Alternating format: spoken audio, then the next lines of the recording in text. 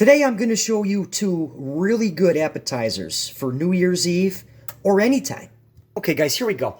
So the first appetizer we're going to make is, I'm going to start with a Ritz cracker. Okay, and we're going to take some bacon. And what you want to do is, you just want to wrap the bacon around the cracker, like that. Okay, and then we're going to get about this many.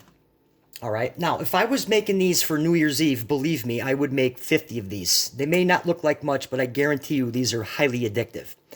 So what you want to do is you want to preheat your oven to 400 degrees and cook them for about 40-45 minutes until the bacon is nice and crisp. Okay guys, here we go. So the bacon chips are in the oven, smelling all sorts of good.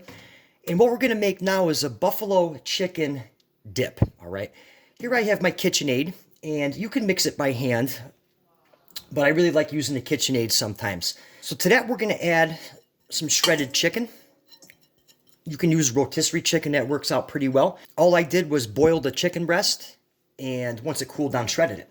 Okay, now to that, we're going to add some softened cream cheese, some mozzarella cheese, and guys, recipe in the description for this. Some wing sauce. I like using Frank's, it's really good. Some blue cheese dressing. Some ranch dressing. And then finally a little bit of black pepper.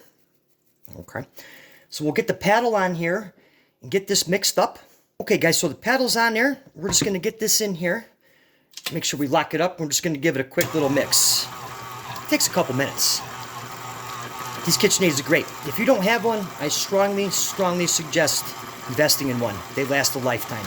All right, so we're going to get this mixed up and then transfer it into a cast iron pan. Okay guys, here we go. So what I did was, I just took it out of the mixer and put it into this small cast iron pan. All right, and I'm just going to kind of flatten it out here. Work it out so it cooks evenly. If you don't have one of these small pans, that's perfectly fine. You can use a casserole dish. And also, you know what else works really good? Are those disposable aluminum containers. Okay. And now to that, we're going to add, finally, just going to top it off with some cheddar cheese here. Dump that right on there like that. And just kind of work that out. Okay. Now we're going to put this in the oven. The chips were done, so I pulled them out. We're going to drop the heat to 350. We're going to put this in the oven for about 20 minutes. Here we go.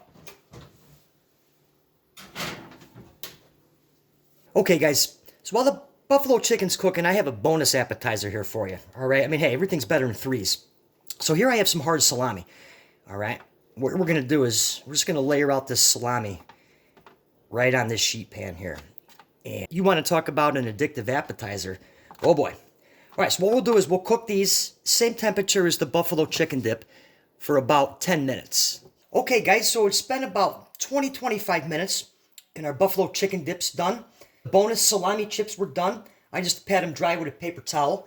And to that, we're going to add a little Parmesan cheese to these guys. All right. And then our bacon chips. Oh, yeah. Our bacon crackers.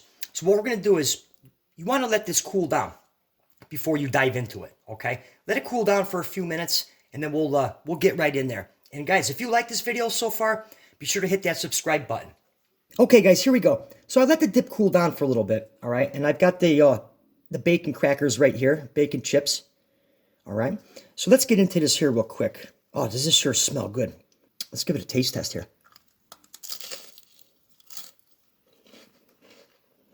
That is outstanding. The bacon wrapped in the cracker, it has that nice buttery taste, and the dip came out outstanding.